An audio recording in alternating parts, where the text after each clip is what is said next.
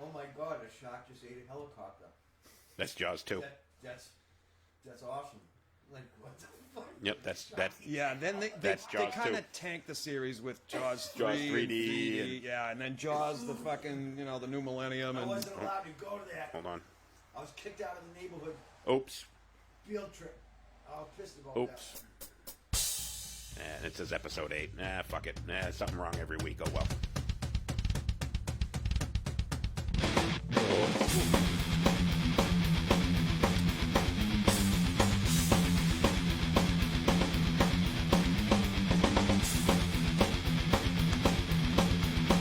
Switch over.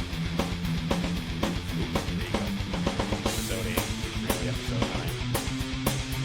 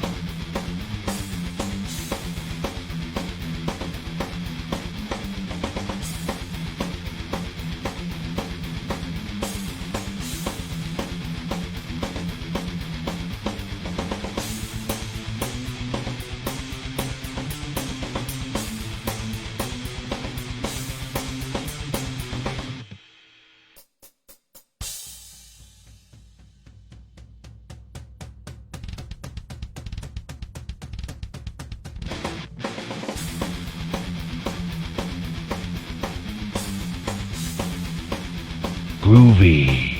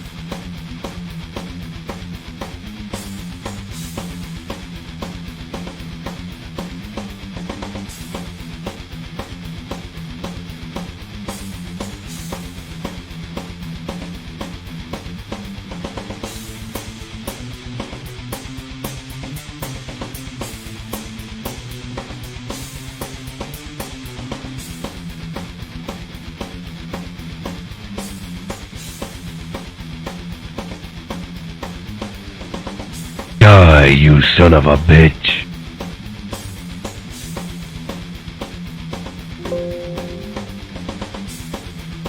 Die, you son of a bitch. Holy cow.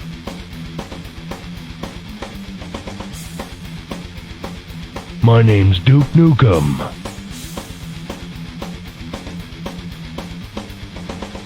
Suck it down. It's down to you and me. It's down to you and me.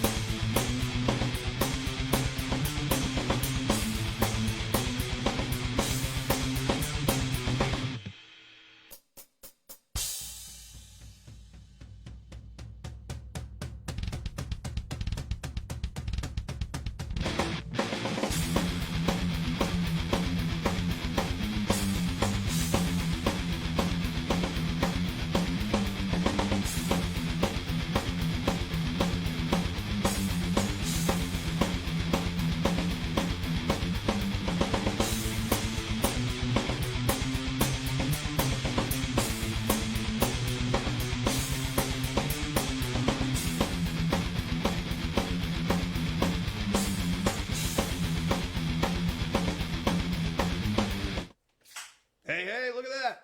Hey, look at that. It's working this week, and we even get sound. All right. Almost no hiccups, but I'm not going to jinx it. Yeah, don't jinx it yet. All right. When can I jinx it? I think you just did. Fuckaroonie. Hey, people. Moose and Squirrel Show. Welcome to the downslope of your weekend. We're here to, talk. What are we talking today? I thought today that we were going to talk about how much we hate Bruce Springsteen. Isn't that today's show? Oh, yeah, that's every week, isn't it? Oh, no, we love the boss. Well, I can only speak for one side of the I room. was going to say that side of the room loves the boss, but not this side. All right. I got to right off the bat, I don't have it today. I'm a little bit hungover. Too much coffee. I bring nothing to the table. And that's different from every other week, Hal. But it is. You know what you bring to the table? Beer. Beer. I think we're pretty much, bringing beer to the table. That's what gets you here every week. That's true. Thanks, everyone, for watching last week. That was fun. Cover songs. That was cool. Stacy, great guest. Yeah, thank you again, Stacy, for joining us. Awesome having you on the show. Hopefully you'll get back up here again some week. Yeah. A lot of fun. And we say every week, anybody else wants to join the show, you guys reach out to us, send us Moose and Squirrel. We're probably a week, maybe 2 weeks away from we're going to start having our dairy business guests on every week. About 2 weeks away from that. I need a couple more hiccups we need to iron out on the show. It seems like every week there's a little bit of a hiccup, something that I have to reset every week. So I'm trying to get it so that we are consistent every week and not having fuck-ups before we actually try and bring people on the show. We don't want to embarrass anybody's business. We consistently stink. I mean, I'm pretty sure we're going to embarrass their business because they showed up on the show anyways, but we don't want to make it any worse by making us look as the show look juvenile. I mean, we are juvenile, but we don't want the show to appear that way. So on a segment called "Smell Our Derriere," that's Yes. just about as adult as we can get. That's right. But it is Moose, Squirrel. He's your bus driver, and I'll be your Huckleberry. You're a passenger, eating crayons, hockey helmet, licking windows. All of these are a few of my favorite things. Yes. All right. So today, Deep breath. yeah, today we're just going to talk about movies today. Nothing, we just kind of picked a bunch of movies that are we like, not necessarily our favorites. We're not saying that they're the best movies of all time, because I think when you see the list, you'll realize that they certainly are not what you'd consider a classic movie. There will be no Gone with the Wind. There will be nothing like that. There's Wizard of Oz. Wizard of Oz. I was just going to say Wizard of Oz. It's a Wonderful Life. There's nothing like that. These are... I'll tell you what my criteria was. Now, I believe it was Maddie Blake and Nick Stevens had a podcast really quickly called Shawshanked. And that verb means when you get Shawshanked by a movie, it's a movie that comes on the TV and you have to watch it to the end. Okay. That's what I used as my guideline for what I picked. Because every time these things come on, I watch them to the end. And that's exactly, and it's funny because that was pretty much the movies that I picked were pretty much the same thing. They're movies that when you're flipping channels or you're scrolling through to see what's on so that you can't sleep at night, you got insomnia, you're trying to find something that you can throw on, and these are pretty much, if I see these movies on the list, they're the movies that I watch. Yep. And certainly Wizard of Oz does not make that list. No. Definitely not, but it's definitely a classic. It's a great movie. Remember that used to be once a year? Yep, absolutely. It was right around Christmas time that they used to. Yeah. Yep, absolutely. I remember my grandmother had me watch it the first time, and I thought it was terrible. Couldn't stand it. But it was one of those things that grew on you because every year they would put us in front of the TV and make us watch it. And Want to hear a fun fact about that movie? Because I know it's not on the list, but I'll just get this out of the way. Okay. This is wacky coincidence. Frank Morgan, who played the wizard, he requested a certain kind of jacket. So the costume people went to a local Goodwill or whatever the hell it was back in the 30s, 40s, whatever, and found a jacket. Found 10 jackets and said, "Here, pick one of these." He picked the one that's in the movie, the green one, whatever the hell he wore, and looked inside the pocket. It was owned by L. Frank Baum that wrote the book. wow, that's one hell of a coincidence. That's wicked fucking wicked. It's weird. it's almost kind of creepy. Yeah, and this is good. It's nice to get over here and hang out because this is the kind of week where I know at least 5 people. The universe has just taken a nice big giant shit right on their proverbial chest. It's just been that kind of week. So let's hope we can snap out of this little funk and. At least you didn't get pulled over on 495 this morning and arrested. Imagine that. Just when I thought this week couldn't get any worse. Yep. Nope. I right up the stink pipe. And you guys know I had to rush my bitch. Not Mike Muse, my other bitch, my actual bitch, my MJ, my bull mastiff. I had to rush her to the vet earlier this week. She's doing well. Home. She had a urinary tract and a bladder infection. We got her home. The doctor said she was going to die. He was wrong, which is why I hate doctors, which is why I hate veterinarians. But she's peeing. She's been peeing since she's been home. She's been home for 2 days now, and she's been peeing, which is a good thing because they thought that her bladder was not going to function, but it seems like it is. So enough of the sadness. It is good news. MJ is great news. MJ's doing well. I don't know if my other bitch is peeing. He probably peed himself last night, but ran down his leg. Yeah, probably. Hey, isn't that a Led Zeppelin song? Yes. Yes. Squeeze my pee till it runs down your leg. Yeah, that I think that's what it was, yes. All right, so here we go. So, what do we got? Movies. Number 1. Oh, starting at the top. Starting at the somewhere, yes. Look at that. Goodfellas. What can we say about this movie that hasn't been said? This is a classic. Everything about this movie is just perfect. And it's one of those movies, if you haven't seen it and you pick it up and you flip the DVD over and you look at the back and you see that it's a 2.5 hour, 3 hour movie, you're just like, I can't watch a 3 hour movie about the fucking mafia. Well worth it. Yes, you can. Phenomenal fucking job. Great cast. Everyone in this, pretty much, I think almost everyone that's been in this movie has been in at least one episode of The Sopranos. It's kind of one of those things. And it's not necessarily the main characters, but like all the B characters and the role players of this movie, half these guys have been in The Sopranos. And it's pretty much like that for almost any mob movie that's ever been out there. You know? Yeah. I don't know the actor's name, but the guy that played Spider in this movie was Michael Imperioli. Yeah, and he was Tony Soprano's right-hand man in The Yes, Sopranos. It was Spider. He was a nobody that got shot in his foot for mouthing off to Tommy. Yeah. And very small part in the movie, but big part in The Sopranos. So if you haven't seen it and you watch it, you're going to recognize half the cast from being on The Sopranos, because I know probably most people have watched that. I haven't watched much of it, but that scene shows what a trigger-happy lunatic Tommy DeVito was. Yeah, absolutely. But this Scorsese just nailed it with the scenes, Yep. and and just the way it was shot. I mean, the scene, that one shot scene walking into the restaurant when they went to see Bobby Vinton or Henny Youngman or whoever the hell it was. They go through the back door on and its through the first kitchen. date with oh man, it was and the freeze frames when he stopped, like when he blew up the whole lot of the cars. Yep, as a kid. Yep. And it was real. I'm probably going to use the word genius a lot to describe Scorsese, but man. One day the kids in the neighborhood carried my mother's groceries home. Do you know why? Out of respect. That's right. And that's when the big explosion comes and you see the kid running away from the cars. Great movie. Brilliant. Fantastic. And I know a lot of my friends are like huge with all the mafia movies, and I'm there's a couple of them. This one in Casino I like equally, but I'm not a huge mafia movie kind of guy. I never really watched The Sopranos, but this movie, absolutely spectacular. Love it. Yep. Nothing more to really say about that that hasn't already been covered. No doubt. All right, number 2. Holy so business. I'm going to start by saying never seen it. Every time I tell my friends I've never seen Tombstone, everybody says, "Are you fucking kidding me? Great movie, you have to see it." I'm not a Western guy, so that's kind of the thing that made me not want to see it. I could probably count the number of Westerns I've seen on one hand, and this certainly isn't one of them. Well, bye. Anyway.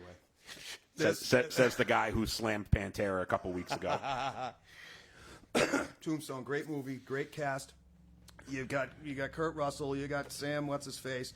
Val Kilmer was an absolute. I fucking absolutely love this character when he played Doc Holliday. He was brilliant. My favorite Val Kilmer role ever, because Jim Morrison stinks, but he nailed Jim Morrison anyway. But and then who's that other guy? The guy who plays himself in every movie. He just sounds like this guy here. What's his name? No idea. Somebody shout it out here. What's his name? Bill. Bill Paxton. Bill Paxton. There you go. Yep. Okay. He's the same guy in every movie. Yep. Bill Paxton, Aliens 2, awesome, great character. Never saw it. And all right, so I don't feel bad for not seeing Tombstone. No, this is great. Alien 2. Loaded with a lot of classic lines. Great snapshot of the time. Whatever. There was some people in it, and I think it was Gregory Peck did the voiceover at the end, and that's that. Brendan B. and Tombstone, they spent all kinds of time making it as authentic as possible. I love it. Yeah. It really, and that's another movie. When that comes on, I don't care what scene it is, I watch it till the end. It's one that I have to see because everybody that I talk to, everybody says the same thing, that this is a great movie, and I've never seen it, but I think I actually have to see it. It's the story of Wyatt Earp and his brothers. So we got our Swedish viewer here today. We got Antero, my father-in-law. Swedish viewer Sweden. I've ever met. Yes. So we're international again once this week. The International Moose and Squirrel Show. Here we go. So we're going to say hello to everyone in Sweden. Probably one of you or maybe two of you that are watching. How's the weather over there out there? Thank you for joining us. Much appreciated. All right, so what do we got here? Renata loves aliens. Your wife loves aliens, so fuck you. Yeah, she married me. Terry Jackson, how have I not seen Tombstone? I'm not a Western guy. My father loved John Wayne, loved all the Clint Eastwood Westerns, and he used to watch them, and I would fall asleep on the couch or I would just leave. I've probably seen all of the Outlaw Josie Wales. I've probably seen all of the Good, the Bad, and the Ugly, and all of the old Clint Eastwood movies, but never from beginning to end. My dad watched them up till my dad passed away. He had them all on DVD, and he would watch them over and over again, and I just never could get into the old Western movies. I know your favorite cowboy movie is Brokeback Mountain, right? Yes. Oh, man. No doubt about it. There's a hill I'll die on. There you go. Yeah. All right, here we go. Next one up, The Outsiders. Oh. Now, you want to talk about a movie with a great cast. Pretty much everyone in this movie became a superstar after this movie, with the exception of C. Thomas Howell. And there was a reason for that. Yeah, he pretty much tanked his career. He did a couple other movies, but he did that movie Soul Man, where he was a white guy that tried to get into college and took the black guy scholarship. And after that, I know he's recently come back up and done some TV stuff, but he was the only character in here that never did anything. All these other guys went on to huge fame. I mean, you got you get Tom Cruise, you got Tom Matt Cruise Dillon, became you the got biggest Patrick star in the world. Swayze, Patrick Swayze, Ralph Macchio, Oh, yeah. Emilio Estevez, pretty much everybody but Rob him. Lowe, yeah. Yep, Rob Lowe. Everyone but him became a huge star, and he did a couple other movies. In fact, that I believe the next one on here he's in as well. Yep. The next movie that we're going to talk about, but. Great movie, and another one that I've never seen from beginning to end. I've seen the entire movie, but it's like you said, it's one of those movies when it comes on, you stop and watch it, but I've never caught it from the opening credits to the end. I've never seen the entire movie. It was written, obviously, based on a book written by S.E. Hinton, who was a 16-year-old girl when she wrote the book. And the movie is a perfect time capsule snapshot of 1962 Oklahoma. And you've all seen it, but S.E. Hinton, after the church fire, spoiler alert, Matt Dillon's in his character Dallas Winston's in the hospital, and the nurse comes in to give him a shot or give him something, and he throws something at her. That's the author of the book. She does a cameo. She's a cameo in the movie. Nice. I did not know that. Whoa, yes. So Billy Thompson, good call. About people doing blackface. Boom. Ruining Whoopi Goldberg's birthday. Who was the guy there? Ted Danson. Ted Danson. Her I was going husband to say at the guy time. from Cheers. Yeah, came out. Him it was a show that he came out on in blackface. Didn't ruin his career. I mean, he pretty much did a lot after Was that. it the but Oscars or something? They were honoring Whoopi. Yeah. It was some show honoring her, and he came out in blackface. But C. Thomas Howell did it, and it ruined his career. I mean, what are you thinking? Was it that he was in blackface, or was it just that Soul Man was just a shitty movie? Well, there's or was that, it too. a combination of the two? It was all both of those things. And I know there's a story behind it, and there was another movie role that he had been offered that ended up being a big movie, and he declined that other movie. And off the top of my head, I can't think what it was, but he declined that to take Soul Man because he thought it was going to be a huge hit. Right. He thought it was going to be hysterical, and what was hysterical was his career after that. He was supposed to be Arsenio Hall's role in Coming to America. Yep. Yeah. Yep. Boom. Brendan Behan, a cast of future stars with The Outsiders. Absolutely. Yeah. Everyone in, all of the, if you look at, everyone that's on the screen here, every one of these guys went on to huge stardom. Tom Cruise has the smallest role in the movie. He only has 2 lines and went on to be the biggest star in the fucking world. Yep, absolutely. Yeah. Hey. I do my own stunts, too. Here we go. What do you got? What do we got? Who's next? Who is next? And here we go. C. Thomas Howell, another movie that he did here, and Patrick Swayze. These guys were in 2 movies together. I did not know that. Yes. They have Red Dawn. Wolverines. Now, I got to be very specific on this. I loved this movie. I fucking hated the remake. I haven't been able to watch it from beginning to end because this was just so good, and that was so bad. It was blasphemy to me. I wouldn't. Yep. I didn't even attempt to watch the remake. I don't do the remake. I attempted to watch it, and it's awful. In fact, right now, I know it's on demand, and I see it all the time, and I see Red Dawn, I go, ooh, ooh, ooh, and then I open it up, and I see that it was the recent one, and I'm like, pass. Yeah. I won't even try to sit through it because this was just...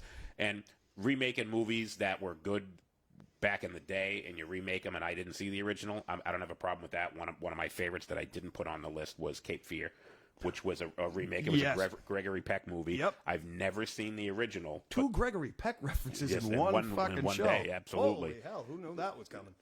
And I never saw the original. The Right. remake is phenomenal, and I won't watch the original because of how much I like the remake. Even though I want to see it, I will not put myself through it because I don't want it to ruin the original that I like. Right. And I'm pretty sure that I'm just not going to like it because the remake was so good. I felt that way about the Teletubbies movie. Who's your favorite Teletubby? Is it Tinky Winky? No. What's the guy's name? Woody Allen. Richard Simmons. Anyway. All right. So Red Dawn, great movie. Wolverines, is it ours? Yes, it's ours. Great cast. Jennifer Grey, Before the Nose Job. Yep. Leah Thompson. Charlie Sheen. Yep, Charlie Sheen. Another one that was a great movie that, all these guys went on to bigger and better things, pretty much. Yeah. Another great flick. Great movie. Oh, Airplane. Yeah, you can't talk movies without talking the classic. Absolutely Absolute classic. Great movie. A lot of humor that wouldn't go over today. One of the most quoted movies ever. Excuse me, sir. I speak jive. Yeah, stuff like that wouldn't go over today, but back in late 70s, early 80s, whenever this was made. Yep. Great movie. Absolutely fucking hysterical. Love it. Yeah, and if you have the time and the means, Go on YouTube. There's a shot-for-shot remake of the comparison of the movie it was based on, 0 Hour, from like 1957, and it's hysterical. It puts it in a whole new light. It's just. The movie 0 Hour wasn't a comedy, though. No, the movie 0 Hour was a very serious was film. a serious movie about a plane where the pilots got sick and a passenger had to land the plane. And it was named Ted Stryker. Yeah, and they basically just made a complete spoof on that movie and made it funny. Good word. And the best character in this movie was Johnny, the little spastic guy there. He goes, "Hey, what do you make of this?" He goes, "Oh, I could make a brooch. I could make a pterodactyl." Absolutely. For me, that was the best character in the movie, and he had such a small part in the movie. Second only to Lloyd Bridges. Yeah. Holy hell. I sure picked the wrong day to quit sniffing glue. That's right. And like you said, a very quotable movie, absolutely hysterical. But you have to be into that goofy, slapstick, almost Jim Carrey-like humor where it's just really goofy. Yeah. It's not like a Seinfeld kind of humor where it's kind of that drier. This is just kind of that goofy, really goofy humor. It's in your face slapstick. It's a little, if you are easily offended, you will certainly be offended by this movie. Definitely. Definitely. When they get in line and they're beating up the woman that's freaking out on the plane, and everybody's there, the boxer, and everybody's just smacking the woman around. Yeah, I'm pretty sure that wouldn't go over too well today. No. It's fine by me. I think it's hysterical. Obviously, you can tell by my shirt that I'm not offended by much. But that's right. I'm going to go home and watch that today. That's a great movie. Yes. And this was the first movie that Karina's Cakes, 14B East Broadway, Derry, New Hampshire. This is when she came to the States. This was the first movie that she ever saw, and one of her all-time favorites as well. And moved right back to Sweden. Yes. I don't think she would have get back on a plane to go back to Sweden after seeing this. All right, and here we go. This is probably the movie that I've watched the most. Full Metal Jacket, Stanley Kubrick movie, absolutely fantastic, and it's one of 2 Stanley Kubrick movies that I put on here. I'm not going to spoil the other one. Anyone that knows me already could figure out what it is, but story behind this movie for me. Out of high school, I was doing absolutely nothing with myself. I was playing in a band and, working 400 different jobs and, worked as a cook, worked in retail, worked a bunch of shitty jobs. And a friend of mine convinced me to take the ASVAB with him because he wanted to get into the Army. Mm-hmm. And I took the ASVAB. I got an 89 on the ASVAB, and they said, you can have, like any good recruiter would do. He lied to me. He said, you can have any job you want in the military based off your score. You got a high school diploma. You can have pretty much any job you want. And I said, okay. So I enlisted, went through all the bullshit, took my physical, and found out I always knew that I saw colors different from everybody else, but the military confirmed that I was colorblind. And there are a couple different types of colorblind. I don't see color.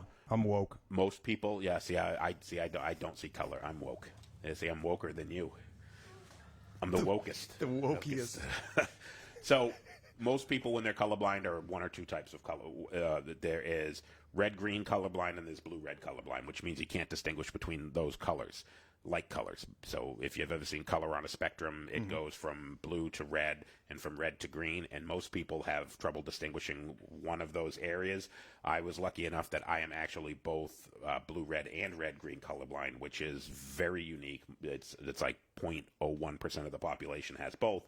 But because of that, the military limits you, and I would only be allowed to have jobs that were desk jobs. So in the rear with the gear. A quote from the movie, See how I worked that in? I always knew you were on the spectrum. In the rear, yes, I am. No doubt about it. So my dad, who was a two-tour Vietnam vet, spent 6 years in the Army, Sarge Hulkran, rest in peace. He gave me his video card, and he said, I want you to go to the video store, and I want you to rent the movie Full Metal Jacket. Never even heard of the movie at this point. And I said, all right. So I go to the video store, and I rent Full Metal Jacket, and I get it home, and he goes, I want you to watch it.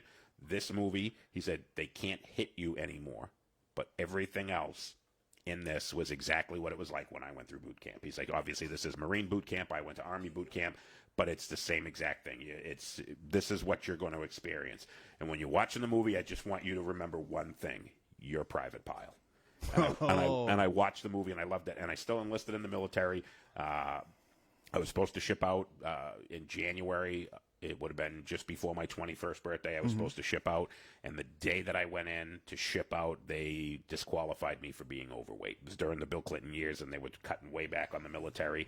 They only had a certain number of people that they were allowed in. They were going to disqualify me for 6 months. I refused to sign it. I had sold all my music equipment.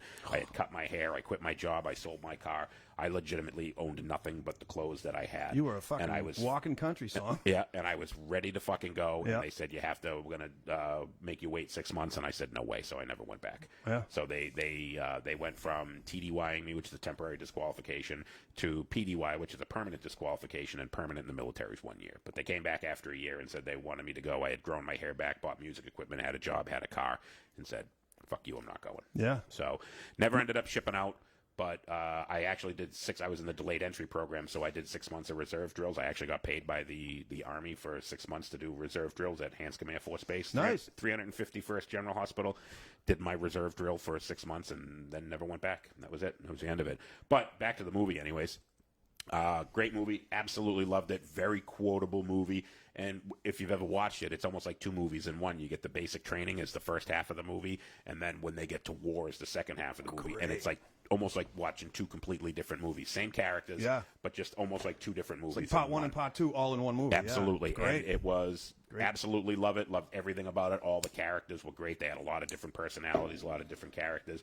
Very quotable movie. My wife gets sick of me listening to me all the time quoting this movie, at least like once. Soundtrack was killer. Yep, at least once a day. And, they're singing the Mickey Mouse Club song at the very end. Yes. Yeah, MICKEYMOUSE. Great movie. Box me up and ship me home. Yep. Oh, yeah. Nope. Don't sing, please. So, Full Metal Jacket, absolutely love it. Stanley Kubrick, great director, and he's going to make my list a second time. Yeah. And, hey, look at that. Stanley Kubrick making the list a second time. Yeah, there's The Shining.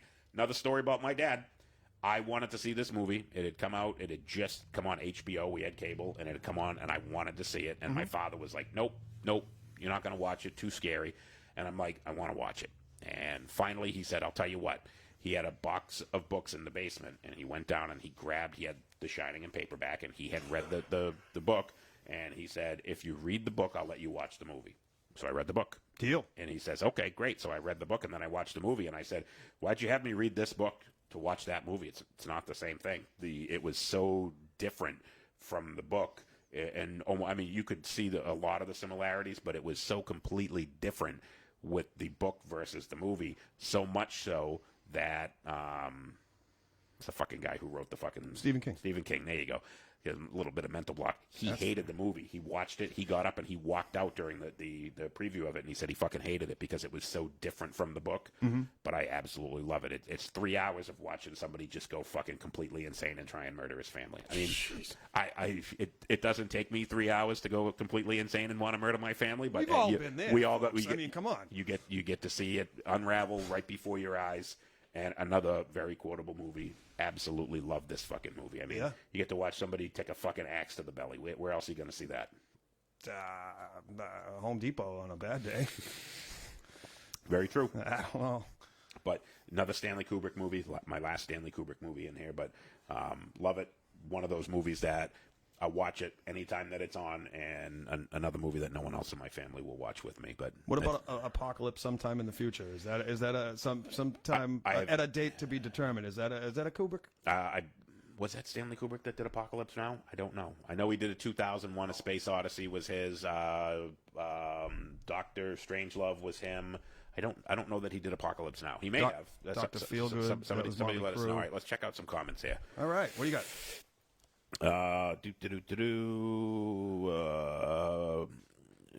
Billy Thompson, you are Private Pile, you are the man. Thank you very much. Dr. Sleep, that was Billy Thompson. Dr. Sleep, that was the sequel to the Shining, which had that was me this morning. Yep, that had his son, who escaped the first movie, was in the. I've never seen it. Everybody tells me that it was awesome. I have not seen that one yet, but I definitely should give it because I love this movie so much, and everybody says how great it was.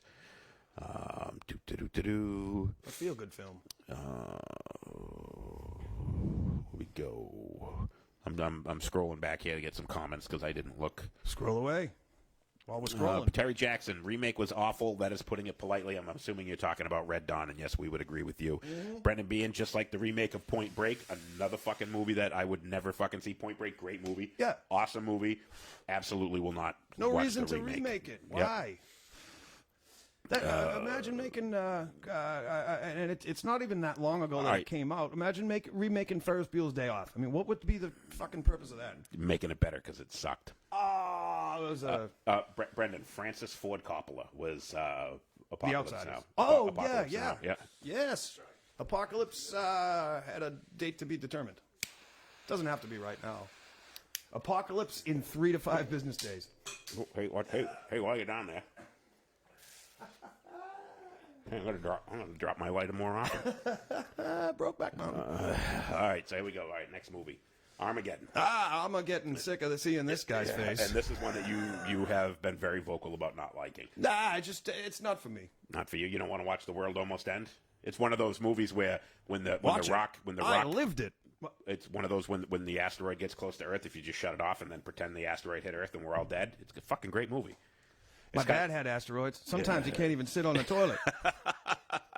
Another classic. It's like a movie that's not on here, but it probably should be, How the Grinch Stole Christmas. Oh, yeah. Every year, once I hit probably like 12 or 13 years old, when the Grinch got that sleigh full of everything up to the top of the mountain and it started teetering off and it was just about ready to fall off, I would shut it off and I'd be like, great movie. Because I'm not a Christmas fan, obviously. You don't like the feel-good No, I don't. ending? No, right there when it's teetering off the end and it's taking that annoying dog with them, and I'm just like, shut it off, and I just close my eyes and picture it all come crashing down. That's great. And everyone from Whoville comes out and they cry and they're picking through all the rubble, and I'm like, fucking great movie. It's like C. Thomas Howell's career. Boom. Yes. We're getting there. We're on fire now. Absolutely. All So right, we're warming Armageddon. up. This is a movie. Anytime it's on, absolutely love it. One All right. of my favorite. I've probably seen this over 100 times. Yeah, Cool. Great movie. In spite of Ben Affleck being in the movie, it's a great movie. He annoys the piss out of me, and pretty much everything he does, with the exception of another movie that could easily be on here, and that would be The Town. Love The fucking great. Town. Ben Affleck, great movie. Great movie. Good Will Hunting is another one that we could have had on here that had Ben Affleck in it. Another Classic. great movie, all in spite of him being in the movies. Breakthrough roles. Yeah. So Excellent. definitely Armageddon. Absolutely love it. Billy Bob Thornton, great in there. If you'd shut your phone off, I'd appreciate that. Thank you very much. You're having a little studio issues. Oh no! I see what you're doing there. So we got a little background music. I could stay awake just to hear you queefing. Oh, that's fun. You're hearing the sound of Aerosmith's career. A terrible ending. Aerosmith. So Kidding. now, funny story about this. This song was originally written for Celine Dion. Yes, by Diane Lane. Yeah, Diane Keaton. Who's Diane? Whatever her name from was. Cheers. She wrote it. Diane Warner. There you go. And she wrote the song for Celine Dion, and Celine Dion turned it down, and Aerosmith said that they would do the soundtrack, because there's a couple of Aerosmith songs in there. And a big old payday. They agreed to allow those two songs to be part of the movie for free, as long as they could do this song. Wow. And this turned out to be their only #1 hit. Oh, yeah. It wasn't written by them. So. And his daughter's in it. Yeah, and his daughter's in it too, absolutely. And Ben Affleck. Just saw that. Boston. Outside is also Francis Ford Coppola. So you got So you got. That's what I thought he was talking about. Yep, Nicolas Cage's dad, Francis Ford Coppola. Francis Ford Coppola. Yep, there you go. That's how Nicolas Nicolas Cage Cage. was just kicked out of a bar the other night That's for being drunk. That's how Nicolas Cage got in 7,000 shitty fucking movies. Oh, he's one of those guys. You gotta love him, but I can't stand him. And you want to talk about someone that plays the same character in every movie? 8mm with him, I thought, was pretty good. Snake Eyes, I've watched it a couple times, I but preferred 9/16. This is America, Yes. folks. Nicolas Cage, by the way, who is in Fast Times at Ridgemont High. He's got like a 2-second Yep. part in Fast Times at Ridgemont High. So does Taylor Negron, the comedian who I think he died of AIDS. He was the pizza guy. Anyway, Okay, but yeah, so Nicolas Cage. Armageddon, great movie, great flick. All right, here we go. I liked him in Moonlighting. Oh, boom! 'Tis the season, folks. It has to be on the list now. Original Jamie Lee Curtis, original Halloween. Haba. Scariest movie ever. Her first movie, and a little trivia about her. Who's her mom? Janet Leigh. And Psycho. she was in Psycho. She was a woman that got stabbed in the shower at Psycho. Boom. And she actually has a bit part in the Halloween movie with Jamie Lee Curtis and LL Cool J, that Halloween H2O. I'm going back to kill you. Yeah, to kill you. To kill you. Her secretary, Jamie Lee Curtis's secretary, was Janet Leigh, was her mother in that kidding. movie. Yeah, and it's one of those things where if you don't know the connection, you wouldn't even know who she was. You wouldn't know that she was a woman that was stabbed in the shower at Psycho, and wouldn't know that it was Jamie Lee Curtis's mom. But this was her first movie. Nice. Great movie. It was filmed on a really low budget. But it was, John Carpenter, the original. He did the music for it, and the music is what makes this movie as creepy as it is. Mm-hmm. And I liked it because it was the first of the teenage slasher movies, and who doesn't want to see a bunch of idiot kids get fucking butchered by some crazy psycho? Now they just shoot each other. Now they just shoot each other in the streets. But back in the day, you put on a Halloween mask and stabbed each other. Yeah. So that was when it was cool. See, I like the thing I like about Halloween is it was thrilling. It wasn't. Like, as opposed to, say, Friday the 13th, where, well, I'm not saying that's not thrilling, but in my personal taste and opinion, I don't care for all the gore and the whatever. Michael Myers was fucking a frightening character. And that's what it was. It was and realistic. Chilling, He wasn't a supernatural creature. Friday the 13th went from, I always never saw that really as a slasher movie, but as the jump scare movie, because when he come out, it was just bang, there he is. Yeah. Where Michael Myers, saw him throughout the movie stalking everybody, and they in the credits, he's referred to as the Shape, because that's usually what you saw of him mostly in the movie, was either his shadow or just his shape is most of what you saw in the movie. And that's what made it creepy, is it was realistic. It was something that you could believe actually happened. You don't believe that some kid drowned when he was 6 years old and came back 12 years later and started killing people. With mother issues. Yes, with mommy issues. But you can believe a William Shatner mask, painted white. Well, painted white was the... hiding in the bushes. Yes, and they widened the eye holes, for those of you who don't know. Right up their eye holes. The Michael Myers mask, when they were getting ready... They went to a store and they bought like 4 or 5 masks because it was a low budget movie. The Nixon one lost out. Yeah, and Nixon was one of the other ones that they had. And when they brought it back and they were looking at them, these are all terrible. None of these are any good. Fucking Republican hiding in the bushes. No, I'm kidding. I am not a killer. I will not seek, nor will I accept the nomination for murderer in the neighborhood. All right. So they got the mask, beat that one a little and they more. were looking at it, and they were like, this is terrible. So they took and they put some white face paint on it. They combed out the hair. The opposite of C. Thomas Howell. Yeah, and they made the eye holes bigger. And Stay black, pony boy. Yeah. And that's how they made the mask, and most people don't realize it. And even when you look at the mask, and you say it's William Shatner, and you look at it, you go, no, it's not. No, it isn't. And if you go and you Google it, you will actually see the original mask and George the Michael Takei. Myers mask, and you look at the two of them side by side, and you go, holy shit, that is the mask. It really is. I thought it was George Takei. Yeah. then he would have only been 5'2". Han Sulu. And they would have had to have narrowed the eye holes instead of widening them. Here's the rails. Here's us going off them. Yeah. Happy Sunday, folks. Great movie. I still say that this is the slasher movie that all other slasher movies are brought against. This is the pinnacle. This is the Nicole Borda. This is the Bianca Beauchamp. This is the Sofia Vergara of slasher movies. This is what all others are up against. Yes, this is the TV Telemundo broadcaster, the weather of Brendan B. and Steve Buscemi had the best lines in Armageddon. Absolutely agree, 100%, no doubt about it. Steve Buscemi has the best lines in everything.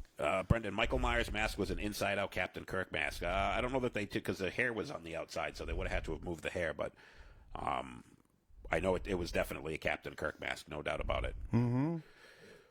But, yep, and in a couple weeks, I am actually going to have my cousin Mark is going to be on the show, Mark Lavoie. We're going to do an entire segment. Macabre Theater. The Macabre Theater is his Facebook page. Like it, find it, like it. And it is dedicated to horror, all things scary. And we're going to have him on the show, and we're going to talk about nothing but horror movies and how great this movie is, and that everything else is second to Halloween. I'm going to bring my blanket and hide under him. There you go.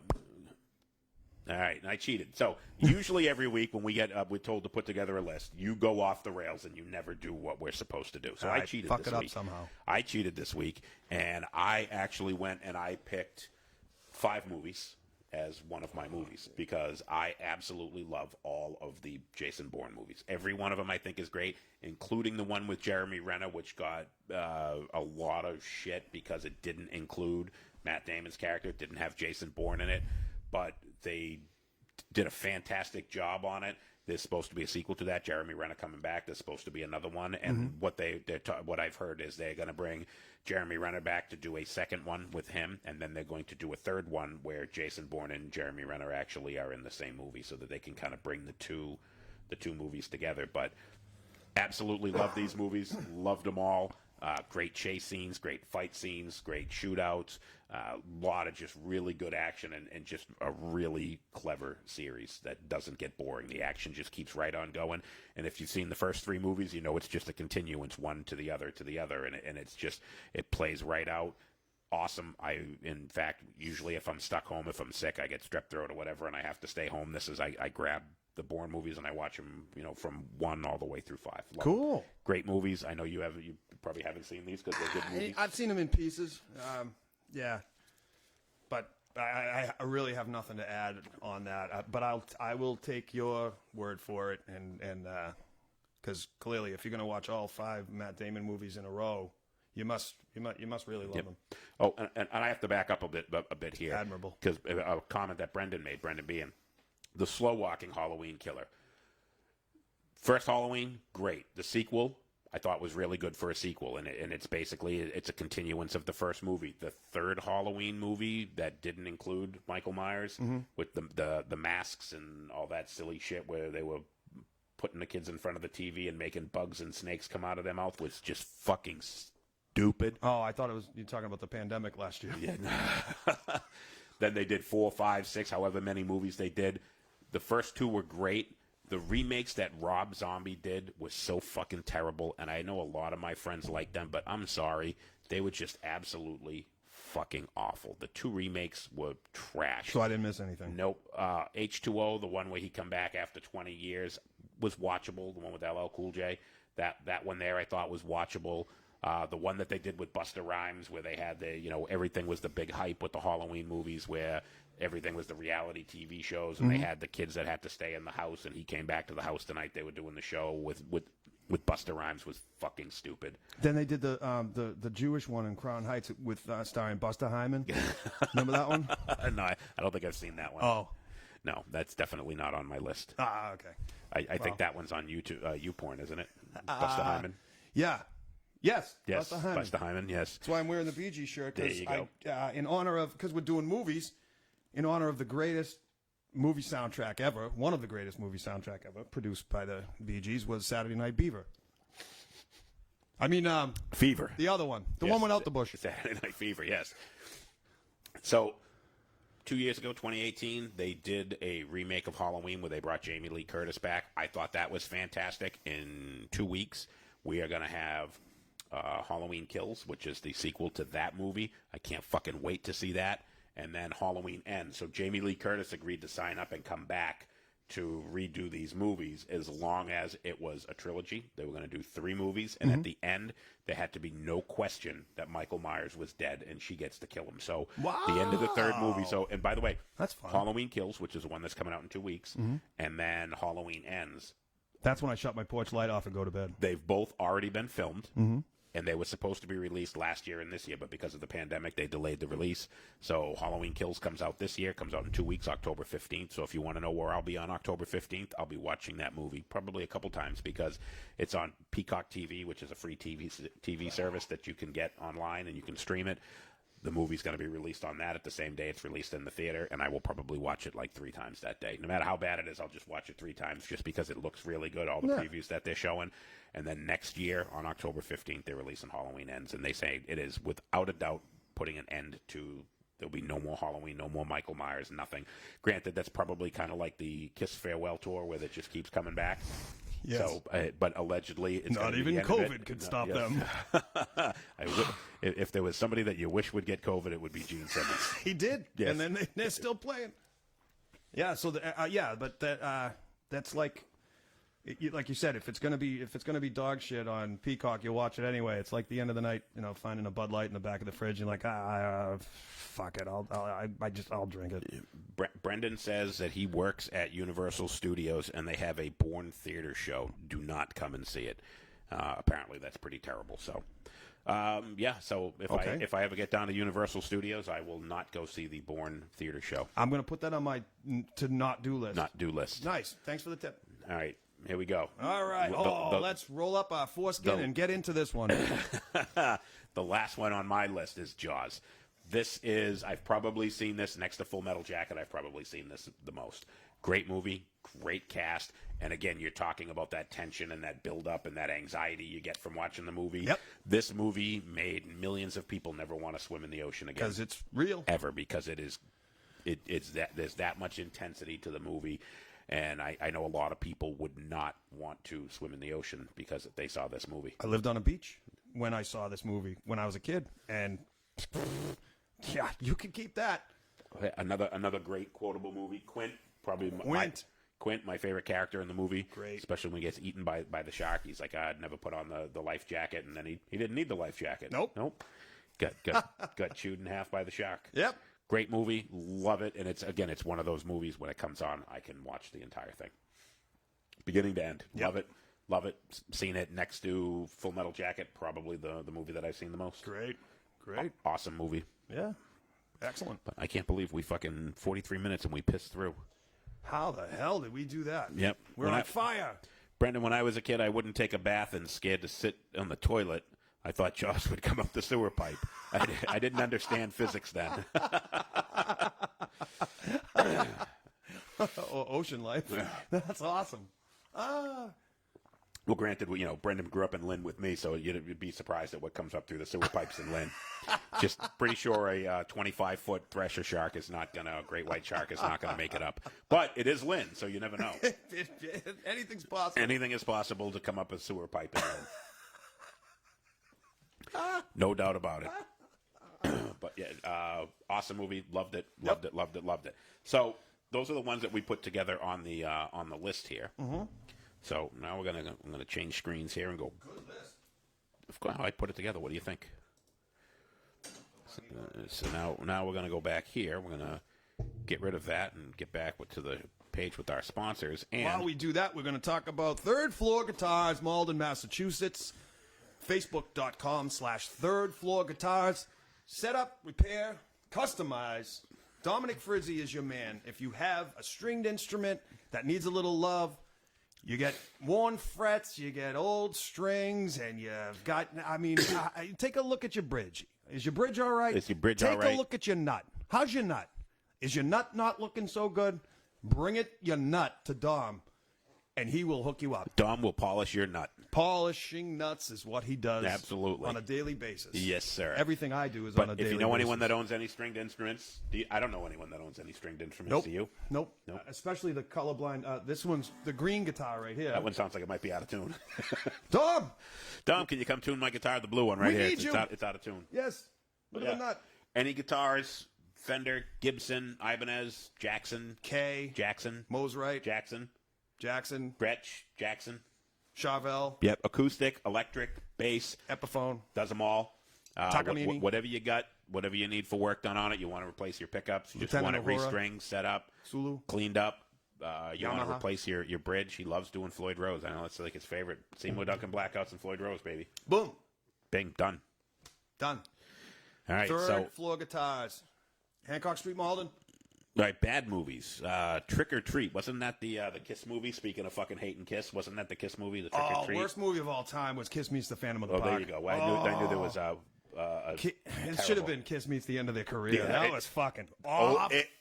If only that had been the case. Oh, man, that was just a piece of goddamn dog shit. Yep. Even, I can't even compare it to dog shit. Ozzy playing a televangelist in Trick or Treat? Yes, with the guy, what's his name? He came out of the pumpkin. he had the guitar in the ad, and he was like, ah, and music never scared so good. Some stupid. I've never thing. seen the movie, so I have no idea. I never saw it either, but I remember it being advertised in like Circus Magazine or Playgirl. As a as a big slasher fan, any horror movie that's come out in probably the past 15, 20 years I've seen.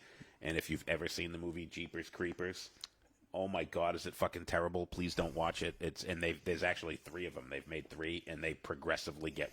Just when you think you've hit the bottom of the barrel, someone throws you a shovel, and you get Jeepers Creepers 2.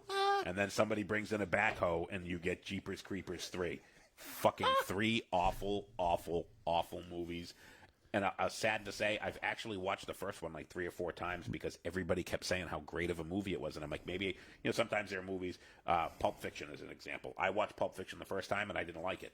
I had to watch it a couple times because the movie's scattered and it's all over the place and it doesn't flow right through. And the hype behind it. Yes. Everyone told me you have to see this movie. And I did the same thing. I was like, yeah. Plus, that was our real first introduction to Tarantino. Tarantino, yes. And we're like, fuck is all this? I didn't know we were supposed to be like artsy-fartsy and every skit in itself, when you watch the movie, was great, but just the way where it bounced all around, and you're like, wait a minute, that happened earlier, and then this happened over there, and then that, and how does this? Oh boy, all right, now I see how this can. And it was so scattered that I had a hard time with it. But after watching it, probably the 3rd time I watched it, I actually watched it from beginning to end, and I enjoyed it. Mm-hmm. And that was a movie that I hated when I first saw it. But after watching it a couple times, so I figured maybe because I had a lot of friends that said, oh, Jeepers Creepers is really good. I'm like, maybe I just didn't get it. So I watched it again, and I hated it even more. I felt that way about Part 6, The Born Hysterectomy. That was a fucking peach. Going back to war movies, how about Platoon? Believe it or not, I have never seen Platoon. Oh, you know what? I just watched that. I want to say 2-3 months ago. I never saw it either. But I never saw it when it was banging. Yep. I've never seen Fucking great movie. Never seen it. Great movie. But you want to talk about good war movies? Shaving Ryan's Privates. Saving Private Ryan. Love that one. I watched that Great after fucking Saturday movie. Night Diva. And that's another. My son Magnus. Anyone that watched episode 3, was it 2 or 3? That you 2, 3? 2, 3. Was it 2 or 3? It was one of the ones earlier. I had my son The one Magnus without on me. the show. Yep, the good one without him. And we talked about all the World War, all the early war weapons, and we kind of went through the progression. Mm-hmm. I had him sit down and watch Saving Private Ryan, and he absolutely loved it. Great movie. The only problem with watching him in it is he was like, oh, yeah, this is a blah, blah, blah, blah, blah, and that's a da-da-da-da-da. And, this obviously happened later in the war. Will you shut up? He's like, this obviously happened later in the war because earlier in the war the Germans were using this type of tank, and then later in the war they started using this type of tank, and that's the type of tank that's in here, so you can tell that it's. I'm just like, shut up and watch the fucking movie, kid. That's me when I watch Sex in the City. Yeah. No, that's great to have that much knowledge of that kind of stuff. He made for a great episode too. Thank you. I watched that from the comfort of my porch. Yes, and just absolutely great fucking movie, beginning to end. And that was a movie that when it first came out in the theaters, where a lot of World War II vets that went to it were getting up and walking out. The first 5 minutes of the movie is the D-Day Normandy invasion, brutal. A lot of guys were having flashbacks and just getting up and walking out, and that's how well done it was. And it just gave people like massive flashbacks, and they were warning people that had been in any type of combat not to see the movie in the beginning because it was so intense for anybody that's been there, and if you had any type of PTSD, you were most certainly going to get flashbacks. That had to be rough, because it was real, and that was going to get real graphic. Like you said about Full Metal Jacket being, when your dad said it's as close to real as you're going to see. That's how I felt, even though obviously I wasn't there. Yep. That's what I imagined real was in the first scenes of Saving Private Ryan. Yep, and that's excuse me. But let's get back to terrible movies. Give me something that's terrible that you've watched. Terrible. Ooh. I gotta say, I know it's loaded with jokes, but I think I only thought it was terrible because the hype behind it. I watched There's Something About Mary. And people built it up to be better than I thought it was. Yep. Great cast. Ben Stiller annoys the shit out of me for some reason. Ben Stiller, not funny. But anything with Steve Sweeney in the first 10 minutes, I'll watch him fucking do paint his house. He's hilarious. He's great. But I thought, man, this should have been funnier than everybody made it. It's their fault, not mine.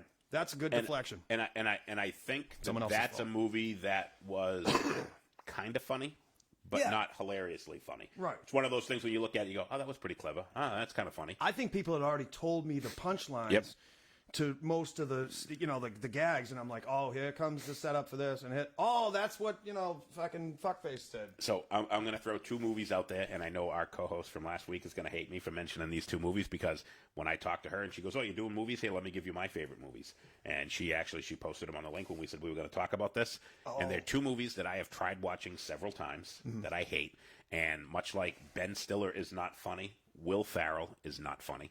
Not even a little bit. I like his dry humor. I've tried watching Elf, and it's fucking awful. Elf annoys the shit out of me. And it's awful, and I can't stand it. And I've tried watching Step Brothers, and it's awful, and I can't stand it. Love John C. Reilly. He's great. It is, both of them, I've tried watching them a couple times, and I just can't stand either of the movies. Step Brothers is another movie that people ruin for me. Yeah. You hear people, at work or at the gas station or in prison or whatever talking about it, and you're like, fuck, they blew all the punchlines for me. Rodney Sifredi going back to something about Mary. Hey, you got something in your hair. Yeah. Oh, is that hair gel? And that was like, if I had watched that the night it came out, I probably would have laughed my ass off, but I knew that was coming. You knew it was coming. Ow, waka waka. And he baked the cake.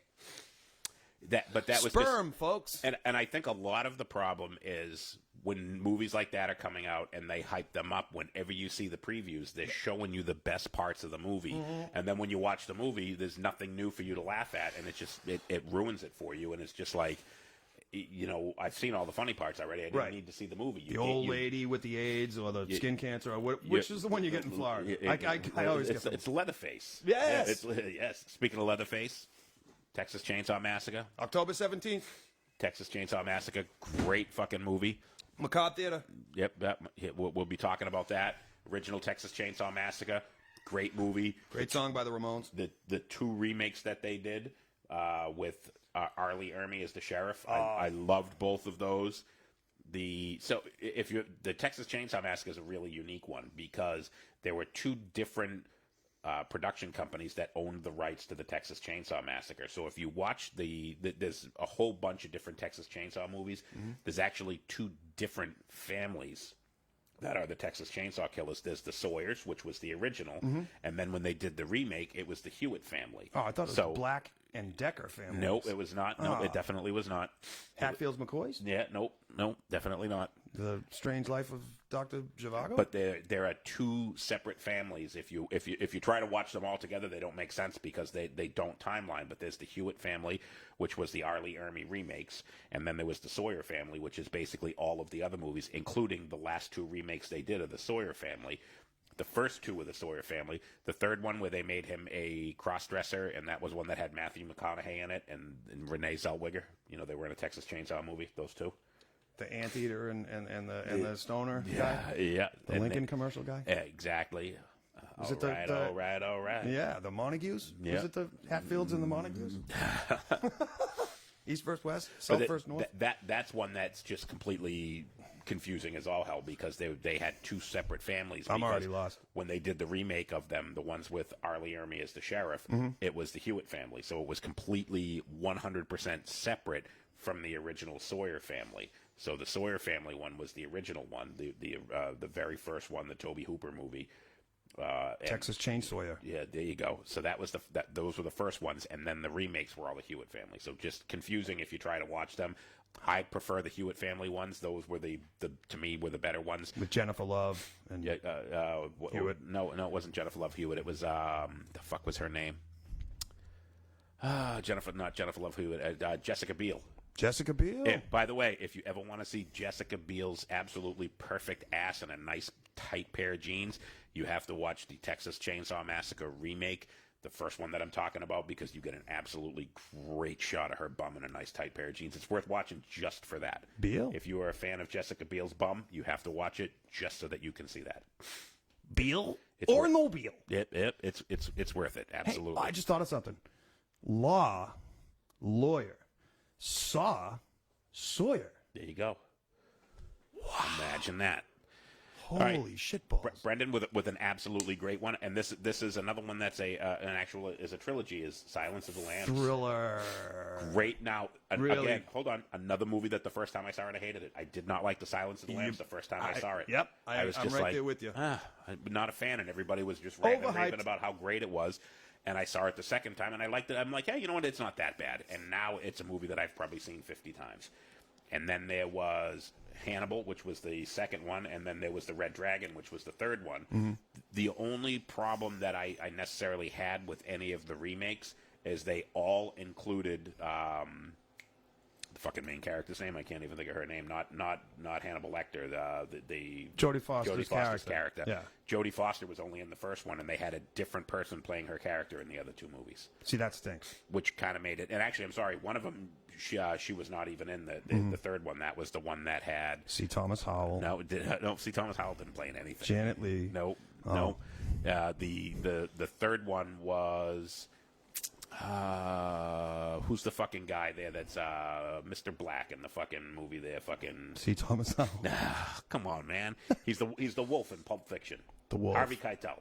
Harvey Keitel is in one of those Love movies. Keitel. So those three movies I think are absolutely fantastic.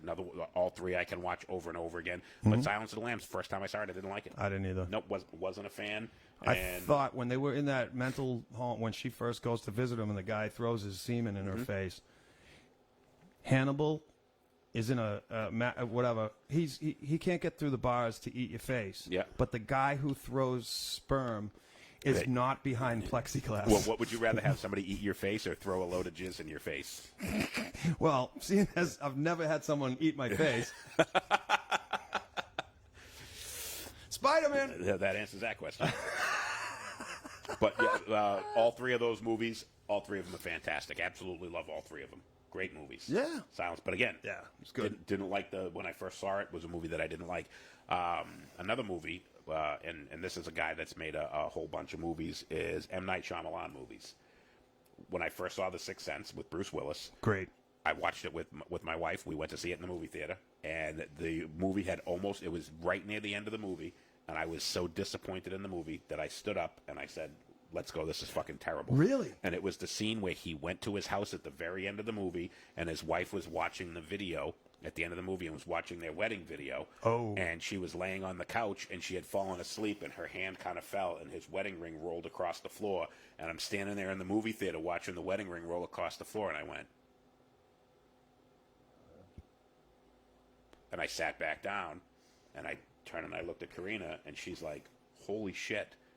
The whole movie, you had no idea that, the little kid, Haley Joel Osment, I See Dead People, Yep. you never picked up that Bruce Willis was the dead person that he was seeing. And it just, when it hit me, Yep. I instantly loved the movie. Yeah. And it was just, at that point, up until she dropped the wedding ring, when I saw it the first time, I'm like, terrible, can't believe I just sat here for fucking 2 hours for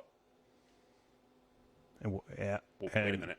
talk about chilling and thrilling. The nanny cam scene Yep. with the mother poisoning. That made my stomach drop. I was like, that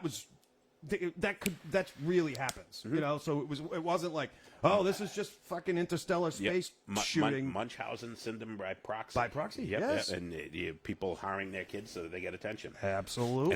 And everything about it.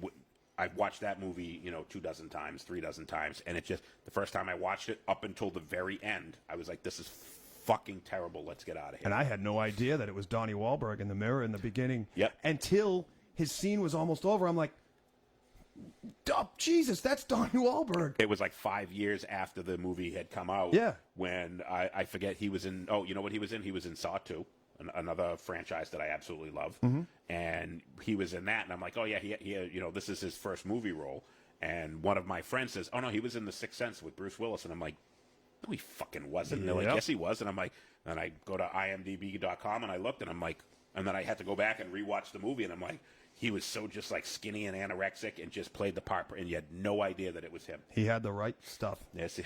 The correct things. And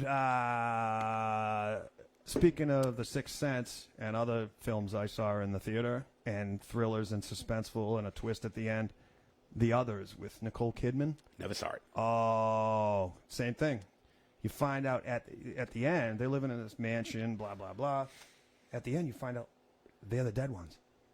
She always drew the curtains and didn't let sunlight in, and then you find out at the end. I was on the edge of my seat like, I love a nice thrill. That's the between that and slasher movie. The difference between that and slasher movies for me is I like to be thrilled and